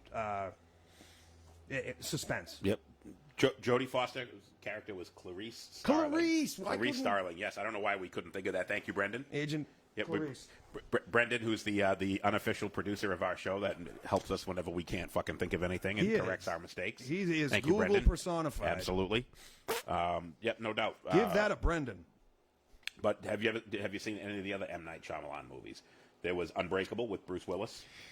With Samuel L. Jackson, yep. Yeah, He with was the Mr. one with Glass. his bone. Yep, Mr. bones. Glass, yep. I saw that one. The Happening with Mark Wahlberg. The Happening. Was that a Shama yep, Ding yep, that was, Dong? Yep, that was a Shyamalama Ding Dong. With Yep. the bees or the wind or the farts. Yep. So Unbreakable, I thought was pretty good, and then there's Glass, which is where they bring back Samuel L. Jackson and Bruce Willis's character, and then there was the other movie there with the fucking crazy guy that turned into the fucking beast, and I can't think of the fucking name of that. Brandon, what's the name of that movie? You got to help us out here, as always. But there was another M. Night, so there's actually 3 movies that tie into Unbreakable. Mm-hmm. And there was a guy that was like a psycho and had multiple personalities, and he turned into this beast character and kept a woman locked in his Bruce basement. Jenner. Yeah. It's Caitlyn Jenner now. Oh, get it right. My bad. Let's come on, we're PC here sometimes. Protective custody. Yes. You know what? Another movie I loved that I didn't put on the list. Hi, Ma. My mom's on show. Hey! All right, go, because Brendan's got a good one, but go. The Fighter. Never saw it. Mark Wahlberg. Never saw it. Story of Mickey Ward and Never his saw it. brother Dickie Eklund. Never saw it. Great movie. Christian Bale can do anything except be nice on the set. Except for be nice on the set. And the Terminator movie that he was in, I thought sucked.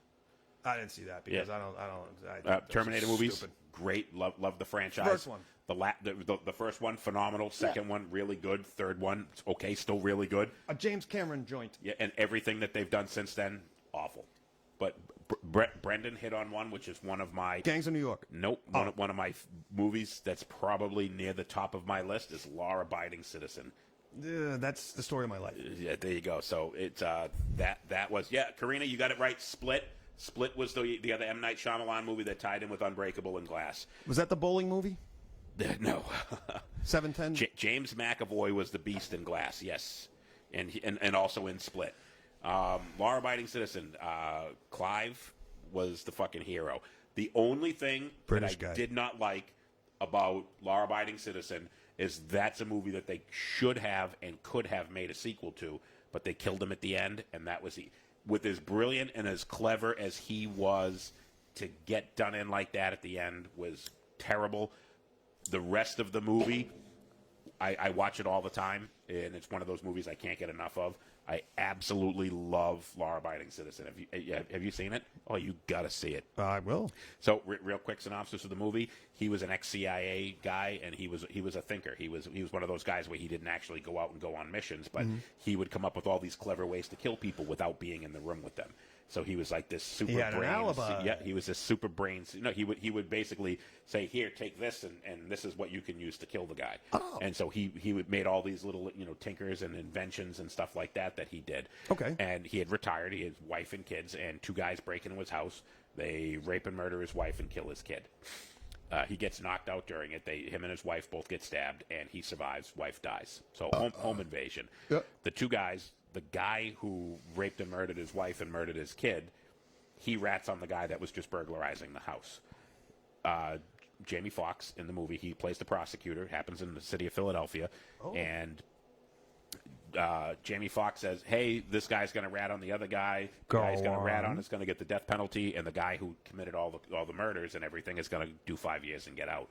And he's the guy's pissed off. He's like, no, I'm a witness, and they're like, nope, not going to do it. Getting one guy, some justice is better than no justice, and he gets pissed off, and then he goes in and basically kills everybody.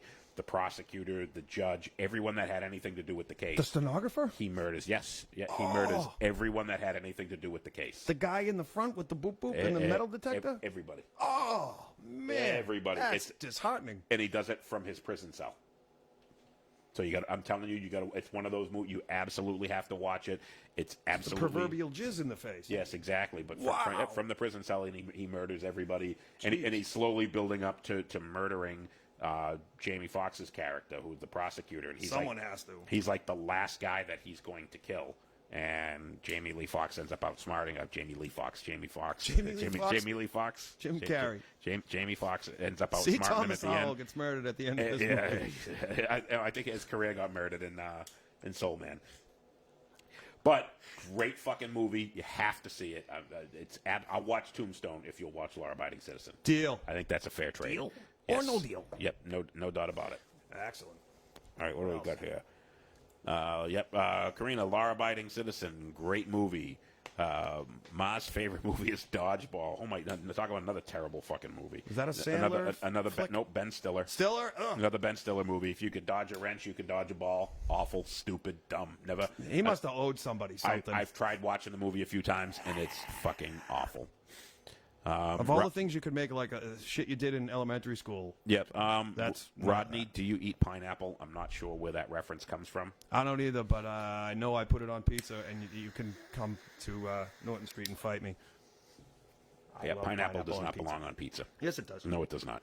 It absolutely does not. Episode 10, pineapple. Pineapple on pizza. Next episode. It's me choking John with a slice of pineapple pizza. So what else we got? I don't want to talk too much slasher. I mean, every movie that I like is a fucking slasher movie, but I don't want to save that for October 17th. Gotta save that for the 17th. So, because Karina's watching, all of the Steven Seagal movies. I loved Above the Law for how bad it was. Above the Law. Great. Anybody seen Richie? No, I'm sorry, that was Out for Justice. Above the Law is the first one. The first one, yep. With the when he still had the receding hairline before he got it corrected. Yep. And I loved how I think there was a comedian in the 80s, or it was my friend Rich, I can't remember, but every Steven Seagal movie, the title fit Steven Seagal is Above the title Law. of the movie. Yes. Steven Seagal is. There was a Out for the Justice. joke was then there was one called Hard to Kill. Yep. Steven Seagal is. And in the promo, yeah, I think you better call 911. My friend Rich goes, he says, Steven Seagal is hard to find. I think you better call 411. That always made me laugh. I watch those movies over and over and over, and if I ever want my wife to leave the room, all I have to do is put on a Steven Seagal movie or Texas Chainsaw, and that guarantees that she will go in the other room. She's like, can't fucking stand it. Absolutely fucking hates Steven Seagal. I love him. She hates him. But Above the Law, I love that. Pam Grier was his right hand lady, Jackson. Yep. And the other guy with the gun and the pistolo or whatever the fuck. I love that movie. Yep. I love that movie. Great fucking movies. My favorite was Out for Justice. Anybody seen Richie? Anybody know why Richie did Bobby Lupo? I'm going to keep coming back here till somebody remembers seeing Richie. The bar fight scene in that movie, I legitimately will watch just that scene over and over again. It's fucking Stumble great. in on a Saturday night Yes. when Muse walks in. Yeah, pretty much. When he stumbles in. To the stumble in. Yes. Now, he usually stumbles out, but sometimes he stumbles in. I go to dinner at the 99 and they drag me out of the 66. Mom, one of Dad's favorite movies was Dragonfly. I have no idea. Was that a John Wayne movie? Doesn't sound like it, but I know Dad was a big John Wayne, Clint Eastwood. Dragonfly. Butterfly Effect? Mom's saying Dragonfly. I don't know. We're going to need more details on that one, Mom. We don't know. Bug? Oh, Damon Wayans that did Handyman. Yes. Never underestimate the powers of the handicap. Yes. Living Color. But by the way, excellent show. Jim Carrey was also on it. Yes. Living Color. That was in Living Color. Living Color was a band. In Living Color was the TV show. Remember they came out on the MTV Music Awards and they were like, We're Living Color. The band. Yeah. 'Cause I think Damon Wayans was hosting a Yep. Keenan. Nope. No doubt. Great, Absolutely. great. That was a fun time. I missed the all right, 90s. Kevin Costner, Dragonfly. Dances with Bugs. Dance. I got nothing. Yeah, I don't know. You know, I'm gonna have to look at that because I'm Dragonfly. I'm drawing a blank. Field of Insects. Yes, I'm drawing. By the way, everything that Kevin Costner did sucks. How that guy has a career. There's nothing that he's ever done that was any good. I liked him in the. Nothing. Oh, you know what movie I love? The Patriot. Mel Gibson. Yes, Heath Ledger. Absolutely, great film. movie. 3-hour movie, but a fantastic movie. Perfect. And it was right after he did the 3-hour Braveheart, which was also Mel Gibson phenomenal. I couldn't get through that. Oh, it's awesome. You gotta love it. Gotta love it. Absolutely. I got some homework to do. Yeah, Braveheart, great, and then like you said, The Patriot with 2 3-hour movies from him, and both of those were absolutely phenomenal. Loved it. And I was also I was a big fan of Lethal Weapon, the first two. First two were great. The first two. And Joe Pesci kind of watered down the second one being annoying, but it kind of fit. But then when they did the third and the Leo fourth gets. with him, and well, Leo wants, Leo gets. Yeah. It just, you could put up with him in the second one, but then in the third one when he had a much bigger part in it, I'm like, oh, come on, man. Okay. And then the fourth one, and I was just like, We get it. enough. Right. You stick to fucking stabbing people in the neck with a pen. That's what you do right. best. You're not funny. Get the fuck out. That's right. There's a lot of holes in the desert. Yes. A lot of problems have been solved in those holes. Absolutely. Right. All right. Dragonfly, when a loved one dies and they're gone forever, blah, blah, blah, blah, blah. Kevin Costner is a respected expert in trauma. Karina's given us a little bit on, on Dragonfly.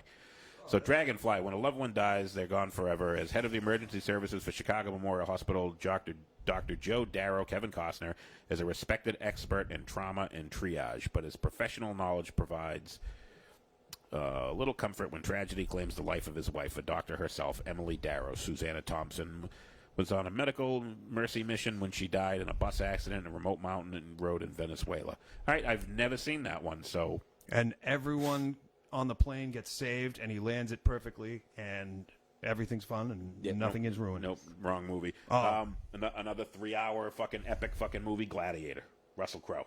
Oh! Are you not entertained? That should be the name of our show. Are you not entertained? Are you not drinking? Yeah. I'm not because you No, only not you. brought me 2 Guinness and there's more in the fridge. So That's my cue.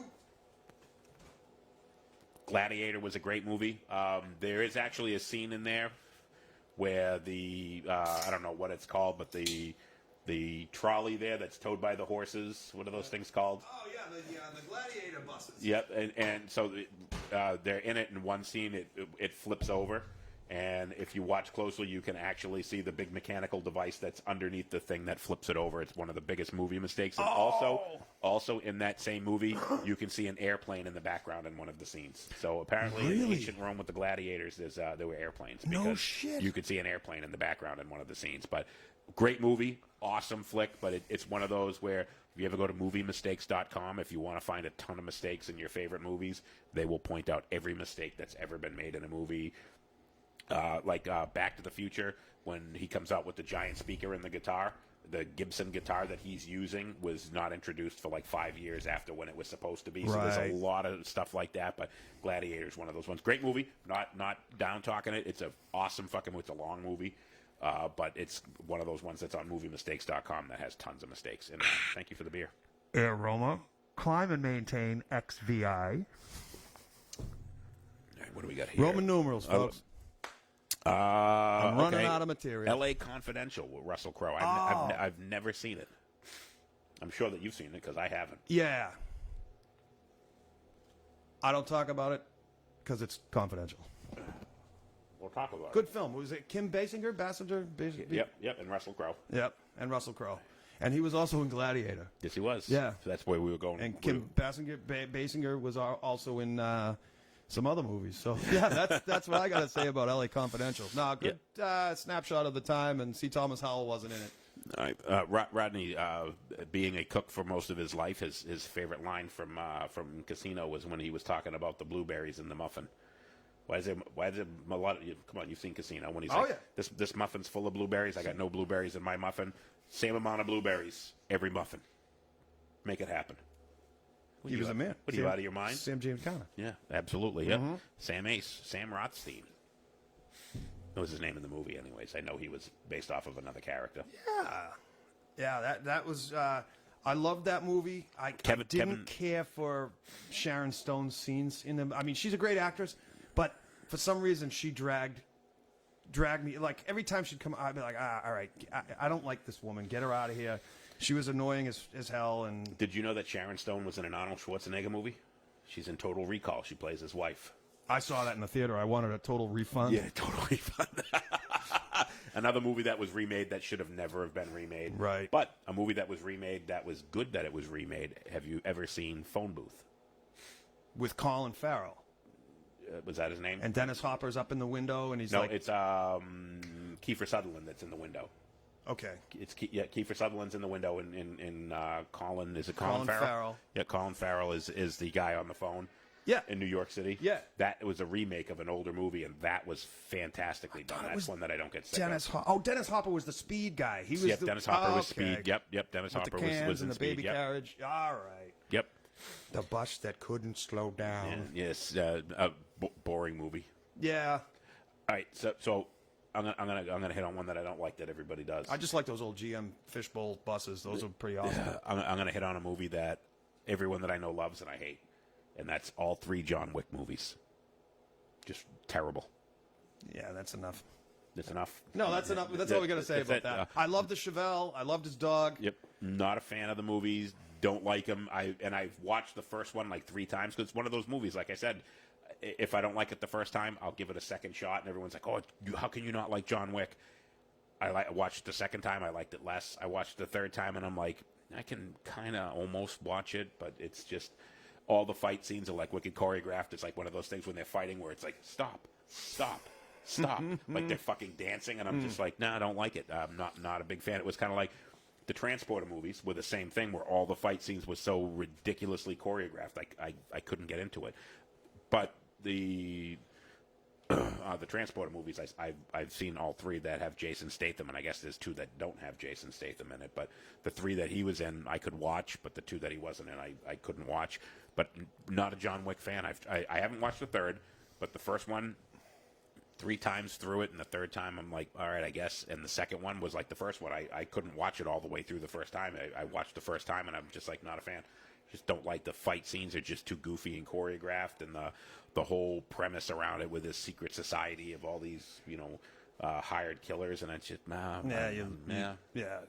get lost in that stuff. I'm like, whatever. Not a fan. I'd rather watch a documentary not on a John Wick fan. Nuremberg trials or something. Brendan, Unhinged, another Russell Crowe movie, absolutely fantastic. Love it.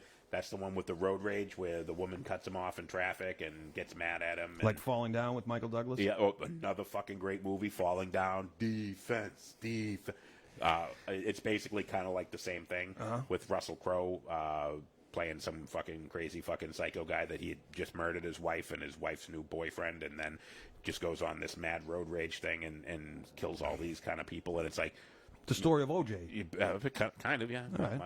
Minus the white Bronco, yeah. No Al Collins, and that's this one. I always thought when that was going on, because remember the famous quote, this is AC, I got OJ in the car. I always thought when he gets acquitted, he should do commercials for the Bronco because he made them famous. Absolutely. He should go like, I'm OJ, I got AC in the car. That's what he should have done. But a bump. Boom. Naked Gun, OJ Simpson. Yep. We might as well talk about Bill Cosby. The Matrix trilogy. Yeah. First one I thought was okay. Not for me. Second one, and then the third one, I've never watched the entire third one because the second one just kind of pulled me too far away from it. The first one, though, I enjoyed the first one. Not a movie I can watch 100 times. One of those ones that, once or twice was enough. The second one I think I've watched once or twice, and the third one I think I only watched once. I didn't like it. But the first one, definitely liked. But, if we're going to talk about Keanu Reeves movies, you got to talk about Point Break. We kind of touched on it a little bit earlier. Yeah. Loved it. Love Point Break with Patrick Swayze. Patrick Swayze, yes. Yep. Absolutely, and there's no reason to remake it, and that pisses me off. Yeah, now I'm angry. And then if you're going to talk Keanu Reeves, you got to talk Bill and Bill Ted's and Ted's, Excellent yes. Adventure. Terrible movie. Terrible movie. Terrible but movie. Fun and campy, comic book style. It was goofy as fuck. And the best part about that movie, I saw that in the theater in Revere, R.I.P. Showcase Cinemas, at like 11 o'clock at night, or 12 o'clock at night, whatever. Movie got out at 1:30 in the morning, and I was with a couple of friends. You don't have a and couple we're of like, friends. what are we going to do? The girl goes, go to New York City? Okay, I was 15 years old. Yeah. Yeah, Hey, let's go to fucking New York City. There you go, 3-hour drive. Woke up in the car at 6 o'clock in the morning in Manhattan. What a man. Put them in the Iron Maiden. Excellent. Excellent. And kill Off them. with their heads. Bogus. Yes. Yeah, just no. Not a super fan of that movie either. The best part about that movie, Extremes, Do You Want to Play With Me? When Mozart and Beethoven was in the thing doing the thing, and Nuno Betancourt's The best part about that movie was George Carlin. Oh yeah, Rufus. Yep. Absolutely. No doubt about it. Yeah, that was good. Wild Stallions. Okay, an actor that we haven't talked about, I'm going to throw out a bunch of his movies, is Denzel Washington. Has he ever done a bad movie? He is. Everything that Denzel has done Gold. has been fantastic. John Q was fantastic. Flight. Training Day was fantastic. Day. I haven't seen Flight yet. Good one. But Training Day was awesome. John Q was awesome. American Gangster was awesome. Everything that Denzel has done has been fucking fantastic. He was was he the attorney in Philadelphia? Yep. With Tom Hanks. Yep. We haven't talked about Tom Hanks either. Hanks, yep. We don't have to, but a cherished American icon. Yeah, but Denzel, every movie that he's done is just absolutely fantastic. Can't say a bad word about Hasn't it. done it. From what I've seen, anyways, I haven't seen him do a bad movie yet. Nope. Everything he does is phenomenal. Not a love it. stinker in the lot. Yeah, and a big fan of Training Day. Love that movie. I've seen that a whole bunch of times. Great movie. John Q, another one, kind of that vigilante thing where he goes nuts on everybody because his kid needs the heart transplant. Another fucking great movie. Yep. A guy that hasn't done a bad movie, Denzel Washington. And No doubt I love beer, plane crashes, and Denzel Washington. So Flight was just right up my alley. Yeah. Brendan, Man on Fire. Yes, that was the first Denzel movie that I ever saw was with Denzel Washington and Man on Fire. That's the one where he was an ex-CIA guy and he went to Washington. Went to Mexico, and he was the bodyguard for some girl, and she got kidnapped, and then he went back and killed all the people and rescued the girl and gave up himself at the end, which was allegedly loosely based on a true story. Noble. And awesome fucking movie. That was the first Denzel movie that I ever saw, and that's what made me really enjoy him as an actor. And what was the penguin? Penguin brief? Pelican brief? Hold on. Karina says The Equalizer with Denzel. Yes, Equalizer and Equalizer 2. Both fucking awesome. And Karina had one here. Where was Karina's? Where was yours, Karina? What was it? Karina, send it to me again. You sent me one a minute ago, and now I can't find it. Book of Eli, Rodney. Yep, that was Denzel. I've actually not seen that one yet. Come on, Karina. You just sent me a fucking Denzel one that now I can't find. The Bone Collector. Oh, the Bone Collector. Yeah, he was in that, but no, it was another one. Was it? That's the one about the NTSB. Yep. The Bone Collector. The Bone Collector. Yep, where he was got the pipe dropped on his head and became a paraplegic and was solving crimes from his bed. It's another great Denzel. Everything that guy has done. Every movie I've seen him in is fantastic. He's definitely one of my favorite actors, hands down. Yeah. He's absolutely fucking great. Totally. Yep, and Equalizer, and Equalizer 2, and they're putting together an Equalizer 3. I mean, who doesn't want to see somebody just, shoot up and kill a bunch of people in a Home Depot? I mean, the end of the Equalizer, the first one. Me from at the comfort of my living room. And he kills a bunch of Not Russian, on a Sunday afternoon. He kills a bunch of Russian guys in a Home Depot. And what's better than you've gone into Home Depot and wanted to kill a bunch of Russian guys. We all have. And he gets to do it. I just wanted some contractor bags. Karina, thank you, Ma. Along came a spider. Yes. Yep, that was another great movie. Along came a dragonfly. Yep, another absolutely great movie. And I can't believe that we haven't mentioned this one. Steel Magnolias? Nope, and we actually mentioned it earlier. We touched on it a little bit, was Shawshank Redemption. Oh, another movie classic. That the first time I saw it, I thought was boring. And the second time I saw it, I liked it a little bit more. And it's one of those movies, like you said, you get Shawshank, you get sucked into the movie, and you just have to watch it. Based on a Stephen King novella from the book Different Seasons. Yep, absolutely. Awesome. It was originally called Rita Hayworth and the Shawshank Redemption. Another great movie. And when it first came out in theaters, it didn't do well. No. And the reason why, when they asked people, they were like, Shawshank Redemption, the title just kind of threw everybody away, and they're just like, it doesn't draw you in. It wasn't anything that, and the title of the movie scared people away from wanting to go see it because they really didn't know what the fuck it was about. Exactly. But once it got out there, it was one of those movies that did better after its theatrical release than it did actually in the theaters, and it's a phenomenal movie. And I believe Forrest Gump came out the same year, so I think that blew it out of the water. Forrest Gump, never seen it. Really? Never seen it. I have a rule, a basic rule. You're a communist. Yes, I am. Thank you for noticing. I have a basic rule. It's got to be funny. Yeah. Or somebody has to die a miserable death. I think I've said this on other shows. Well, if there's no dying a miserable death in the movie, I'm not watching it. And in Shawshank, when the first night that they're in prison and the new fish come in and they pulled him out of the cell and beat the bag out of him and killed him, that was enough for me to make me want to watch the movie. Forrest Gump covers the Vietnam War, and his best buddy Bubba Gump dies a death in there. Spoiler alert. So so that meets your criteria. But I still won't watch it because I'm not a Tom Hanks fan. Nothing that he Really? does. Nah, there isn't really love the anything guy. that he does that I enjoyed. Fun fact about Tom Hanks, and I might be wrong. Maybe in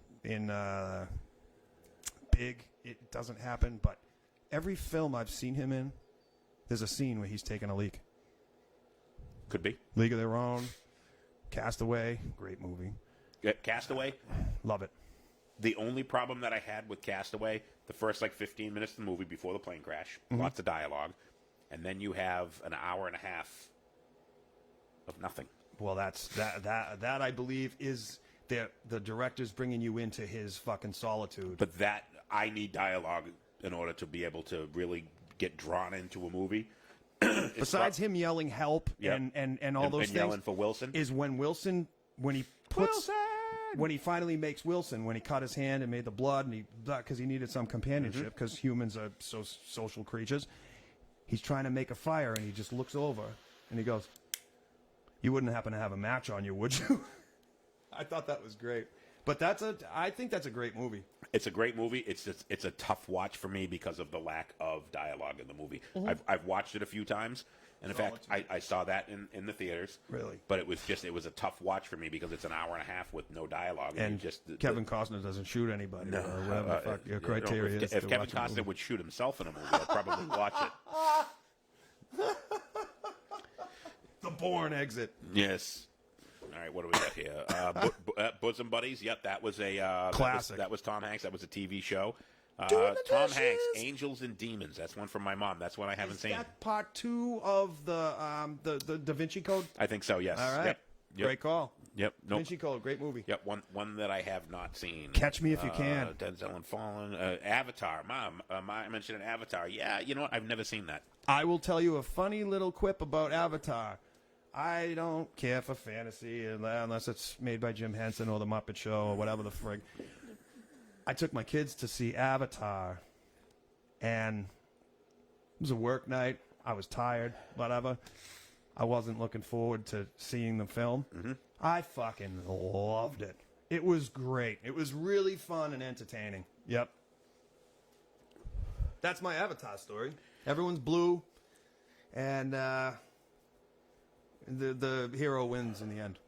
I didn't see Avatar. Wasn't a fan of it, and it was the guy that made the Titanic. James Cameron. Yeah, he made Titanic. And by the way, the Total Schwarzenegger or whatever. The Titanic was the biggest scam movie of all time. Really? That movie made what, $300 billion? Mm-hmm. Who went to see that movie that didn't know how it fucking ended? Well, yeah. So no, you cannot play that song. No.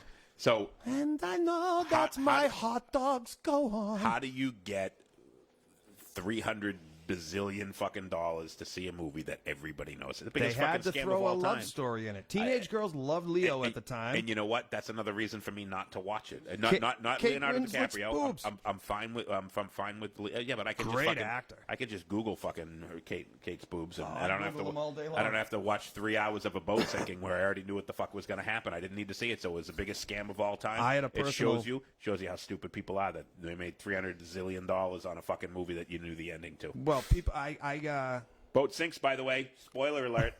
Boat sinks. dies in the end. 1,500 people die. I Spoiler alert. had a personal connection to that film because I had recurring dreams. You talked about from that the last time week. I was a kid. Yep. And it was so when I saw scenes from that movie, I was like, "Holy shit!" I had PTSD flashbacks, and it was crazy. And that's my personal Titanic story. Rodney Safredi. At least it wasn't Waterworld.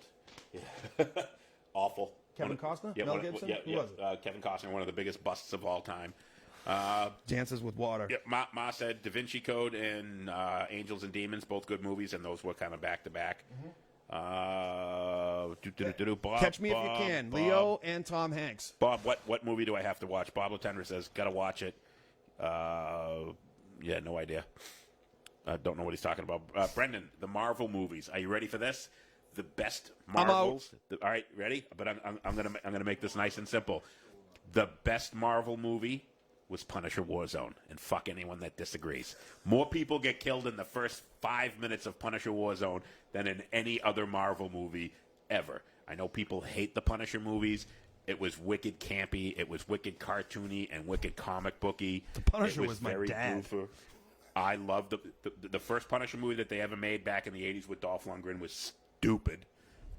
Then they made the one with Thomas Jane, which I like, and I've seen a bunch of times. And then Punisher Warzone with Ray Stevenson I thought he was like the perfect guy to play the Punisher. Absolutely loved it. Punisher Warzone. Didn't watch any of the Marvel movies. Have no interest. All of my friends are like, "Oh, I can't believe you don't watch the Marvel movies." I'm like, "Dude, I watched the Punisher," and they're like, "Yeah, that's the only one I haven't watched." And I'm like, "All right, well, you won't watch the fucking Punisher movies, and I won't watch the rest. We're even. We'll just call it there." But going beyond that with the Punisher, season 2 on Netflix of Daredevil had the Punisher in it.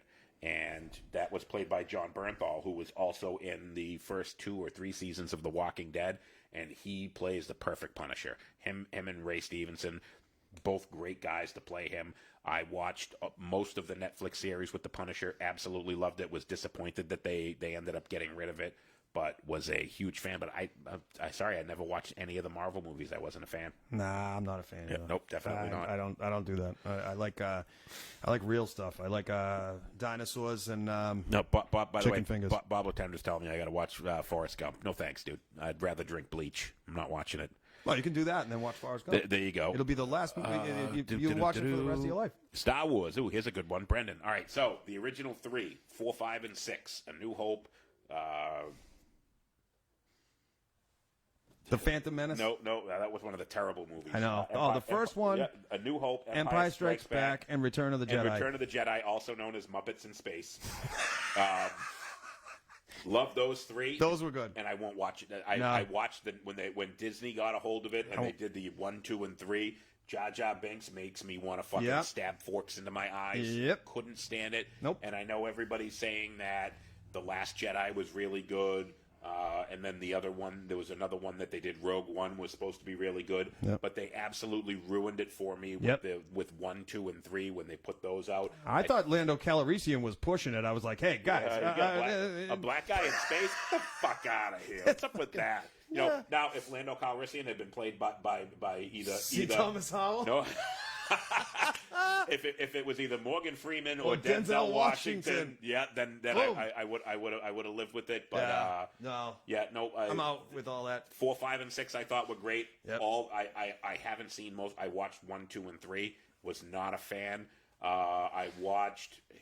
It was the one where Han Solo dies. I don't know which one it was. I watched that. The good one. It was barely watchable. Yep. And I haven't seen anything since. And I can't bring myself because those first 3 just absolutely ruined it. Yeah, I like you said. I like the first 3. I know people say, "Oh no, they really weren't the first 3. Those are the last ones." Yeah. All right. So Billy Thompson, The Punisher, has its own series on Netflix. Just said that. He was The Punisher first come out in Daredevil season 2 on Netflix, and then he had either 2 or 3 seasons on Netflix of his own. Was that Johnny Knoxville? I've watched most of them. Yep, Johnny Knoxville was in one of them, anyways. Really? I think that was just a stab in the butt. No, wasn't he? I thought he. No. Oh, no. Jackass, not Daredevil.